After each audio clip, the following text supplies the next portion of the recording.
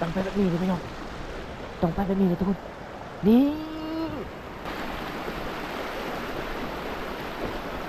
เรียบร้อยเราต้องก้มแบบนี้เลยทุกคนเลยเอาหาป้าเราต้องไปก้มแบบนี้เลยพี่น้องต้องไป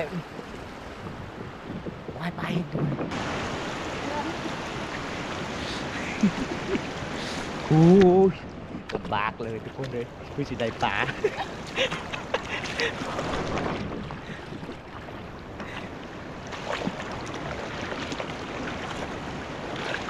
เรียบร้อย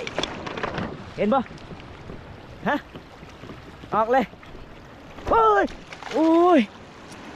โอ้ยไปเอามันเอาจะไปไม่เย็นโอ้ยเยอะกว่ามวยละเล่ตัวไปเพิ่มงานทุกคนมาเลยเด้อพี่น้องเลยเอ้ยเอ้าอะไรอันนี้ โอ้ยสมัครแล้วเลยพี่น้องมาเองเนาะมาเนี่ยทุกคนเบิ่งคือบ่ได้มาแต่มันแปลกครั้งแรกเลยที่ได้เห็นนี่ทุกคนโอ้เอาไปกับประมาณ15 นาทีเลยกับม่านอยู่เลยทุกคนเลยเบิ่งแปลกหลายเจ้าหาอยู่หากินแต่ละเทื่อเจ้าหากินได้มีตลอดป่ะ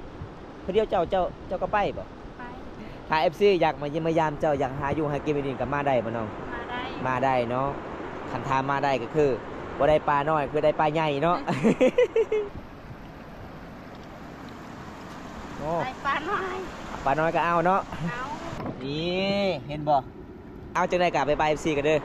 บ๊ายบาย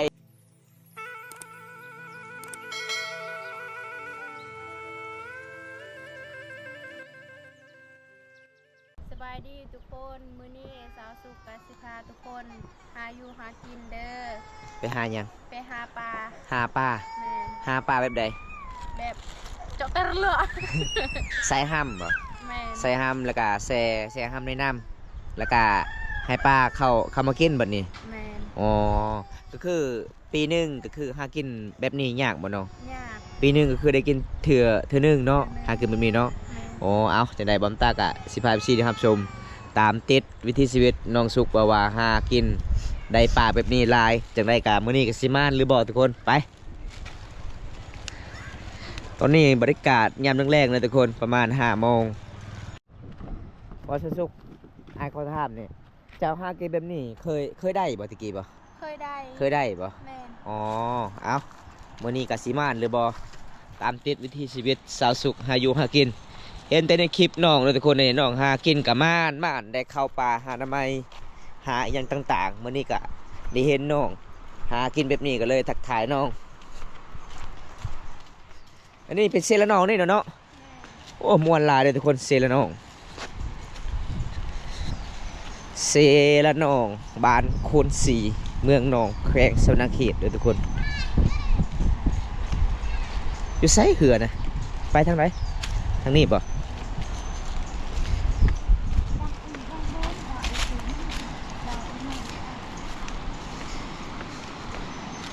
โอ้สุดยอดเลยทุกคนบรรยากาศยามแรงสาบานกับกำลังอาบน้ำอาบในนี่แหละวิถีชีวิตเขตชนบทหาอยู่หากินเลยทุกคน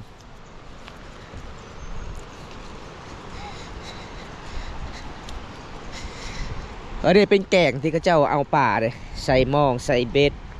ใส่เพียกมันมีปลาหลากหลายเลยปลาขยองปลาสกางปลาลาดปลาเกตหลายปลาเลยทุกคนเขตนี้ได้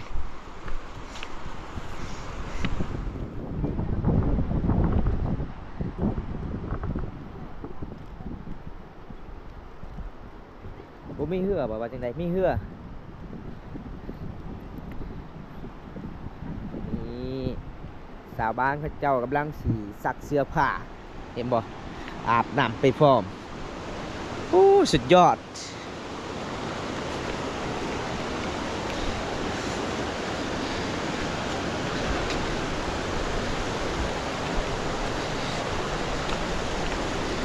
เรียบร้อยยางตกนะ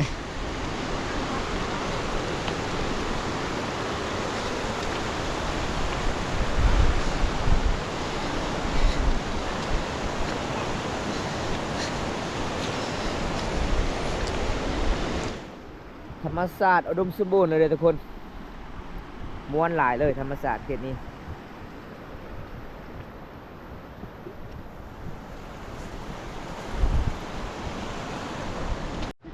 วันนี้เราสระน้ำก่อนยังอีก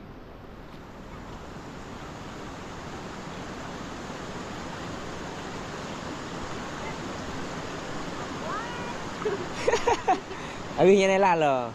nơi ở bên này là cái này chưa nơm xa cái nơm cây xa kênh to này là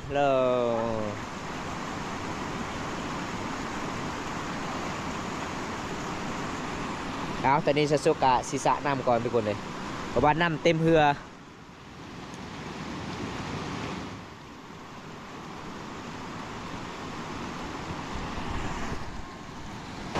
โอ้น้ำเต็มเหือทุกคนเอาสาวสุขขยันหลายเด้อพี่น้องเห็นบ่หาบ่ได้เป็นแฟนกับน้องนี่โอ้ยวาสนาบุญนี่ทุกคนอายุหากินเก่งหลาย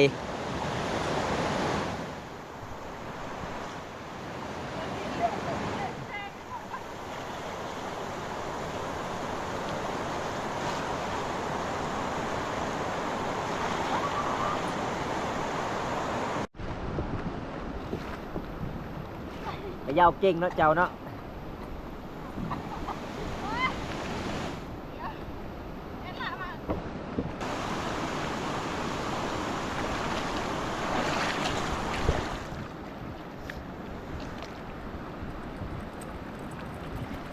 ได้หรือเปล่าสำนีนะ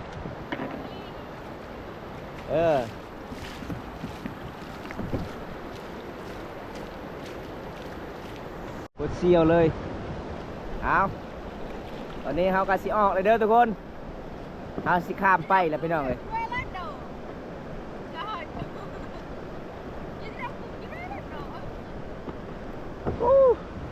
สุดยอดลายเลยธรรมศาสตร์แกงบ้านนี้ทุกคนเอามื้อนี้กะสิมานหรือบ่เฮากับสาวสุขหาอยู่หากินหาปลาโอ้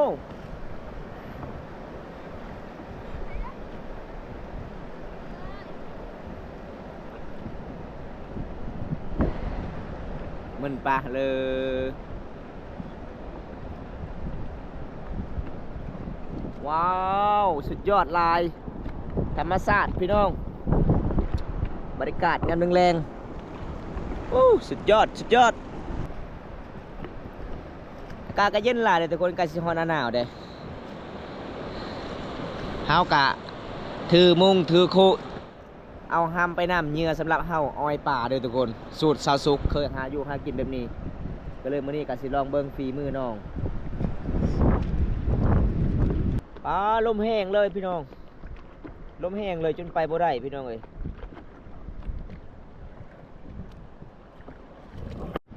ได้สาวสุกฮอดจุดหมายเลยบ่เอาจุดนี้เลยบ่หากินนะโอ้เอาน้องพี่น้องเอ้ยน้องเคยหากินก็คือจุดนี้เลยทุกคนเฮากะสิมาจอดเรือเฮาจุดนี้ก่อนเฮากะมาเบิ่งสูตรสาวสุกหากินแบบใดพี่น้องสาวสุกกะสิผสมเหยื่อบ่เอาน้องใส่ยังไงเด้อทุกคนใส่ดินทรายโอ้ใส่ดินทรายปนกับห้ำพี่น้องเอ้ยอ๋อขยับแบบนี้เลยบ่โอ้คนเลยพร้อมตากะเพิ่งได้เห็นแต่แบบสูตรหากินแบบนี้เลยทุกคนเห็นแต่สาวสุกเดี๋ยวหากินแบบนี้พี่น้อง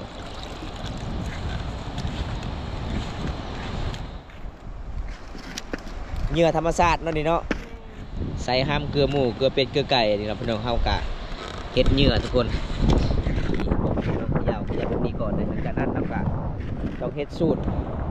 น้องผู้จักสูตรแบบหากินแบบโบราณเลยทุกคนเอาไปทางไหนบัดนี้จะสิไปอ้อยป้าบ่จะไปเพื่อเดียวเจ้าก้อนบ่เอาสาวสุกกลับไปอ้อยป้าก่อนทุกคนเลยโอ้ต้องแบบนี้ดิพี่น้องเลยหาป้าหากินสูตรแบบโบราณน้องกลับไปใส่เหยื่ออยู่จุดพุ่นเลยทุกคนเห็นบ่ น้องเอาหามกับดินสายมาอ้อยป่าให้ปลาเขาเอาตอนนี้มาเบิ่งสูตรสุกๆเลยทุกคนหาป่าเด้ออันนี้สำหรับน้องมาอ้อยปลาใส่แต่หามกับดินสายทุกคนเลยมาปนเข้ากันแล้วก็มาอ้อยป่าให้ปลาเขาเดี๋ยวเฮากาสิไปเบิ่งวิธีน้องครับหาอยู่หากินหาป่าเป็นใดเด้อทุกคน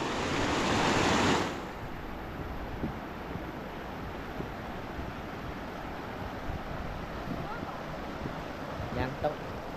ต้องห้าก่อนบ่ได้มันเป็นถ้ำนี่บ่ต้องอ้อยก็ได้เนาะโอ้นี่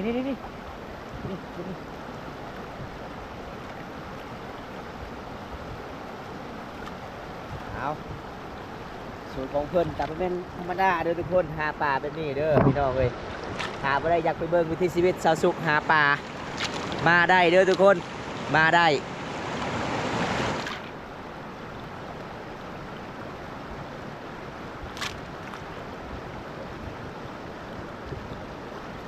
อ๋อต้องการแบบนี้เนาะมาให้นำเข้าเนาะ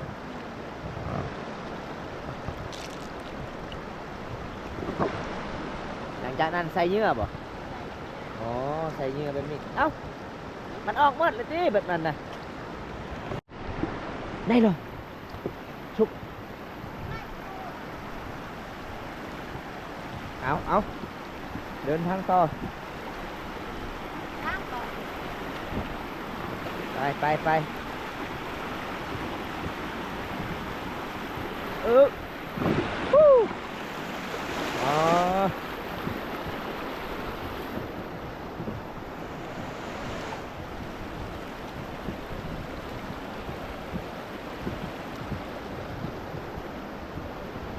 มันก็สิย่างลายเด้อทุกคนเห็นบ่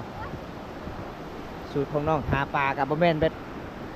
เรื่องคนอื่นหาเด้อทุกคนมันแปลกเลยพี่น้องได้เห็นน้องหาปลาแบบนี้ครั้งแรกที่ได้เห็นในชีวิตเลยสาวลาวหาปลาแบบโบราณหาอยู่หากิน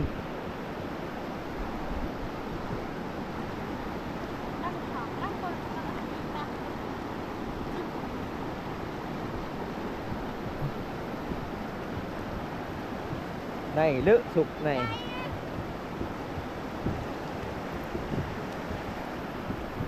ตั้งแต่bên chứ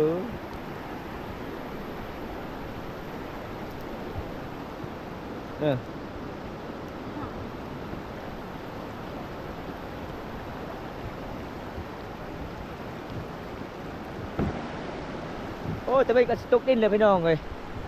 น้องหาปลาแบบนี้มักถ้าจุดบันไดมันเป็นหูเป็นปอกเลยทุกคนน้องกลับมาใส่เหยื่อบ่พี่น้องก็เลยให้ปลาเข้าอ้อยให้ปลาเข้าหลังจากนั้นน้องกาต้องมีวิธีนี่งามเลยแบบนี้นะงามเลยนะใส่เลย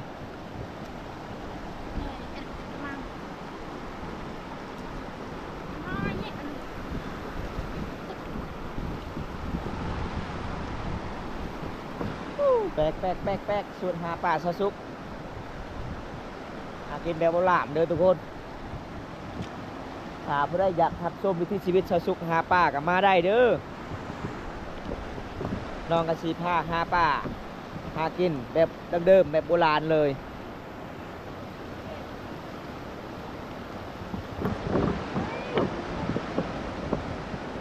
เจาะเลยเหรอ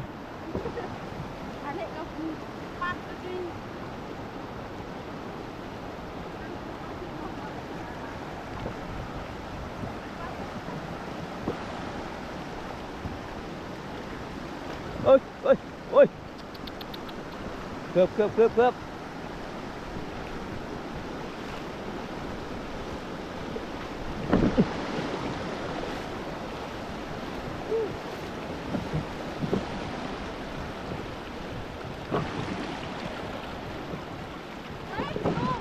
อาทุกคนตอนนี้บัมตากะสิไปเบิ้งวิถีชีวิตชาวลาวหาปลาหาอยู่หากินทุกคนเลยมันแปลกหลายพี่น้องครั้งแรกในชีวิตที่ได้เห็นแบบชาวสุขหาปลาเลยครั้งแรกในชีวิตเลยบัมตาไทยคลิปเห็นชาวลาวหาอยู่หากินแบบนี้พี่น้องมันแปลกหลายเลยเดี๋ยวเฮากลับไปรุ่นนำกันพี่น้องกับซิมานหรือบ่น้องหาอยู่หากินแบบนี้แบบโบราณทุกคนชุกนี่เหรอ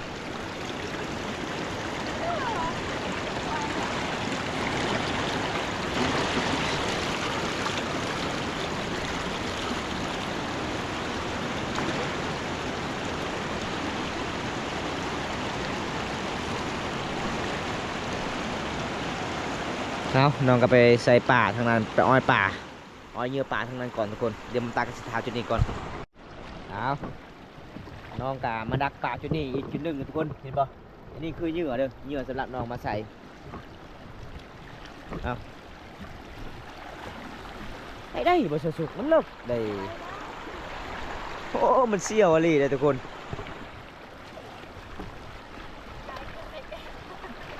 โอ้โอ้โอ้โอ้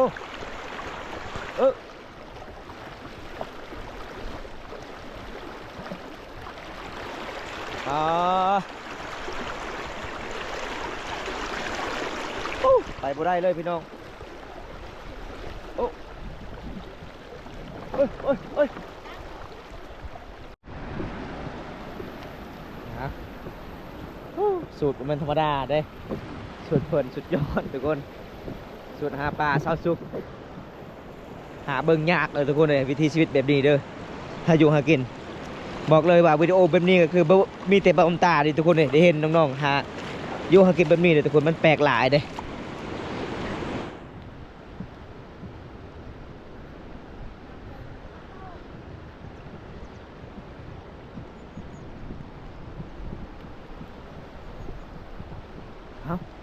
ตอนนี้มันเฮากะสิไปเอามุงก่อนนะทุกคนเฮากะสิไปเอามุงก่อนยังรอทากะคำถามเพิ่นก่อนเป็นไรเพิ่นกะสิเว้ามันสิได้หรือบ่พี่น้องเป็นยังไงเห็นแล้วบ่จุดหมายนะจักจุดจะเอาไว้เหยื่อมื้อนี้บ่ไล่อ๋อเอาเพิ่นก็สิหาต่ออีกทุกคนเลยสูตรของเพิ่นหาป่าแบบนี้เลยพี่น้องเลย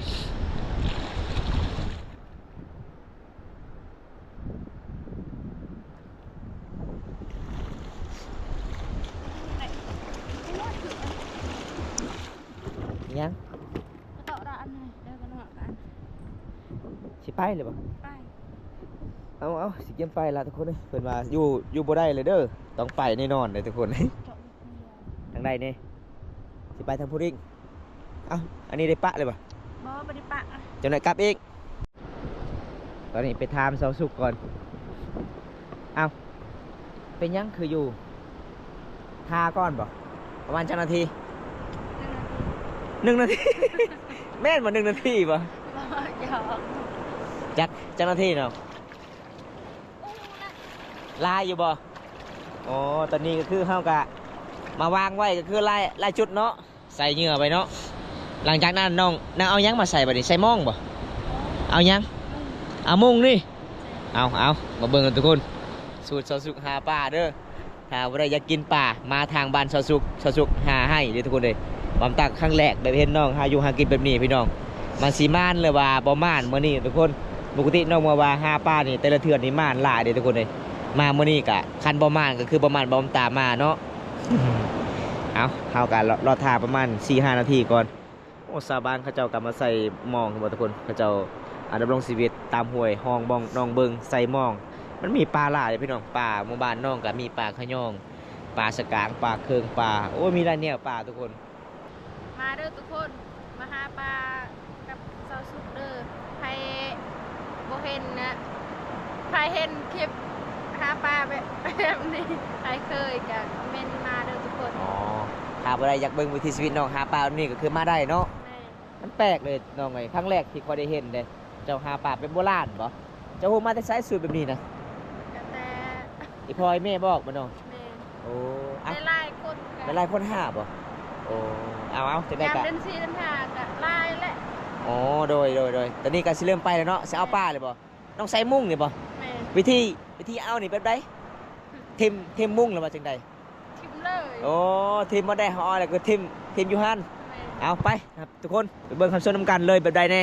สูตรสุกหาปลาเลยทุกคน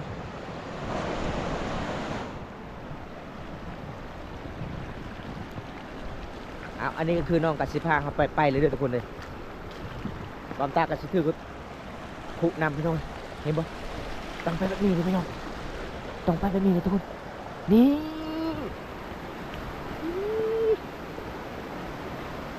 เนี่ย เห็นบ่ บ่ เห็น เห็นเอาไปหาไม้ประมาณหาไม้อีก แปลกล่าเลยทุกคนเลยสูตรน้องหาป่าให้บ่หลังจากนั้นเขากลับมาอ้อยเยอะแล้วเขาก็สิไปต่อเลยทุกคนคือแต่โบราณเลย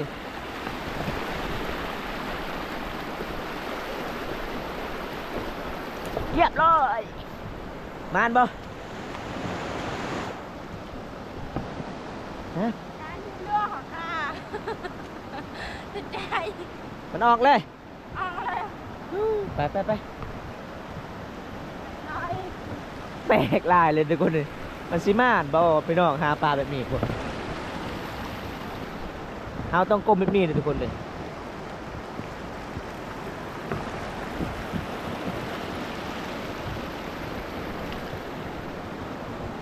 เห็นบ่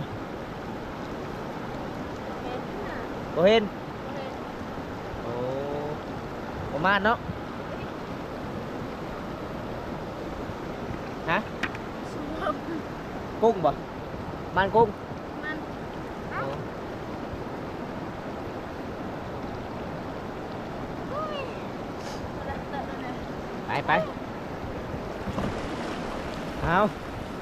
สูตรซอสซุกหาปลาถามไปได้ยังส้มสูตรซอสซุกหาปลามานำกันเด้อทุกคน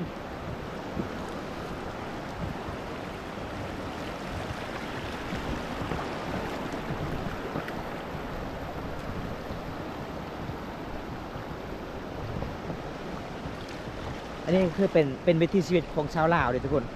เขตชนบทชุมพรเมืองกองเจ้าดำรงชีวิตหาปลาแบบโบราณเลยเอาหาปลาเราต้องไปก้มแบบนี้เลยทีเดียวต้องไปไป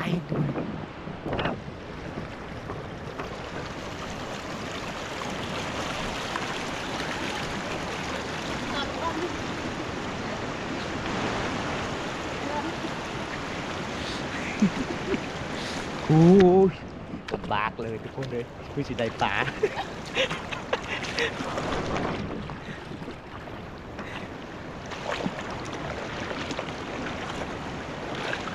เรียบร้อยเห็นปะฮะออกเลยโอ้ยโอ้ยโอ้ยมาไหนเอาไปมาเอาโอ้มา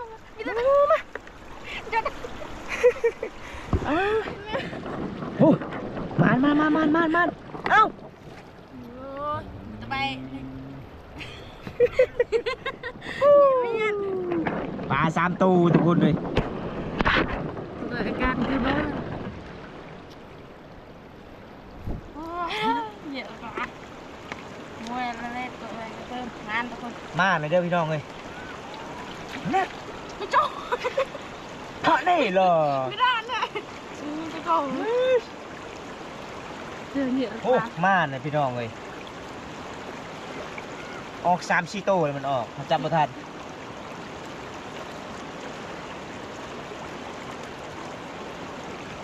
เฮ้ยเอ้ยเอ้า อะไรอันนั้นลา โอ้ยน้ำหมากลายเลยพี่น้องมาเองเนาะม่านเนี่ยทุกคนเบิ่งคือบ่ได้ม่านแต่มันแปลกครั้งแรกเลยที่ได้เห็นเขาปล่อย3โตเขาปล่อยพี่น้อง เอ้ย มันเลย มันเลย โอ้มันแล้วเอามารุ่นไม้ไหมทุกคนเลย เอ๊ะนั่งเอ๊ะ ยังอีกบ่ ก็ด่ามันทีนี้ชอบ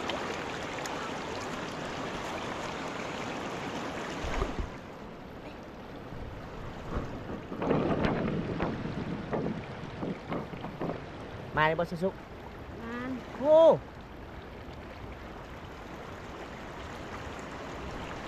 เบิ่งคือบ่ได้มาเนี่ยทุกคนมันมาเนี่ยทุกคนเบิ่งน้องได้อีกเลยพี่น้องน้องได้จับปลาอีกเลยทุกคนเลย นี่ทุกคน โอ้มาน รอ ไปไม้ๆเนาะวันนี้เนาะ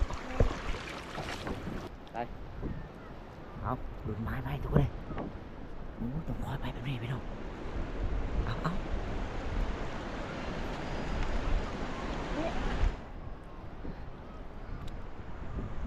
ลืมไม้แล้ว มาจือไม้แล้ว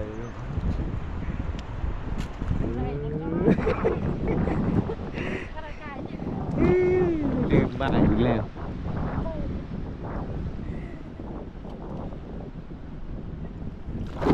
ประมาณบ่ไปหาไม้ไหมไป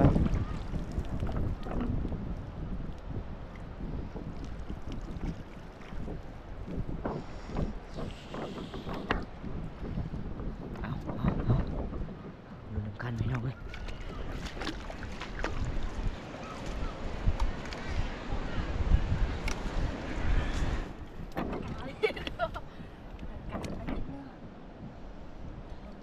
บ่เห็นปลาเนาะ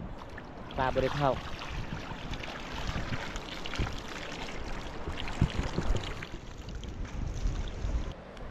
ยังออกอีกแล้วแบบกันนาทีเนาะ ไปหาจุดใหม่อีกวันนี้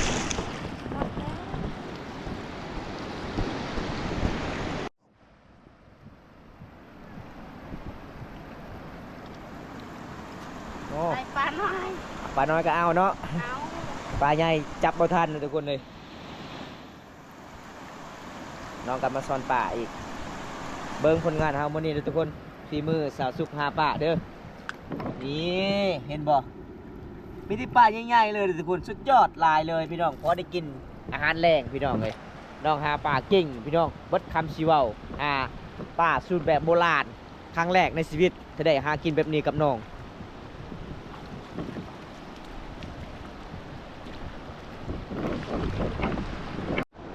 ตอนนี้มันเฮากะสีหาไม้ใหม่เนาะจะได้เฮากะสีเลาะไปพุ่นบ่น้องวันนี้กะมาอยู่เนาะประมาณ10โตนะเท่าใดเนาะเฮาไปกับประมาณ15นาทีเลยกะมาอยู่เด้อทุกคนเลยเบิ่งแปลกหลายเจ้าหาอยู่หากินแต่ละเทื่อเจ้าหากินได้มีตลอดบ่เพื่อเดียวเจ้าก็ไปบ่ ไป อ๋อเจ้าถือเหือเนาะเก่งเนาะเจะพายเหือเนาะ ถ้า FC อยากมาเยี่ยมมายามเจ้าอยากหาอยู่หากินไปดินกับมาได้บ่น้อง มาได้ มาได้เนาะคันทามมาได้ก็คือบ่ได้ปลาน้อยคือได้ปลาใหญ่เนาะ เอาหยอกน้องเอาจังได้กะบ๊ายบาย FC กันเด้อบ๊ายบายตาบ่ได้รับชมวิถีชีวิตน้องก็มาได้เนาะรับชมได้เด้อทุกคนพอได้กินยามแรงเด้อทุกคนเด้เอากะสิเอาไว้จุดนั้นพี่น้องเอ้ยเพราะว่าบอมตากะครั้งแรกเลยพี่น้องที่ได้เห็นแบบ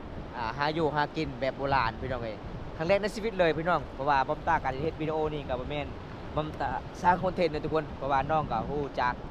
อีพ่ออีแม่เพิ่นบอกแต่สมัยรุ่นปู่ย่าตายายตะกี้ก็เจ้าเคยเรียนมาทุกคนก็เลยน้องสาวสุขก็ฮู้จักแบบหาอยู่หากินแบบโบราณพี่น้องจะได้บอมตากะสิปิดไว้ชุดนี้ก่อนทุกคนมื้อนี้เฮากะม่านอยู่หาอยู่หากินกับน้องพี่น้องคิดว่าบ่ได้ม่านเบิ่งคือแปลกๆทุกคนแต่ม่านนี่พี่น้องเอ้ยน้องหาอยู่หากินได้น้องเอาหำมาอ้อยไว้บนจุดมันเป็นหูเป็นพางพี่น้องเฮาก็สิไปหาชุดใหม่อีกทุกคนจะได้บอมตากะสิปิดไว้คลิปนี้พี่น้องคลิปหน้าถ้าบ่ได้รับชมกะก็สามารถเข้ารับชมได้สองบอมตาตามที่วิถีชีวิตชาวลาวดำรงชีวิตได้พี่น้องเอาพบกันใหม่ทุกคนคลิปหน้าบ๊ายบายไปกันเด้อ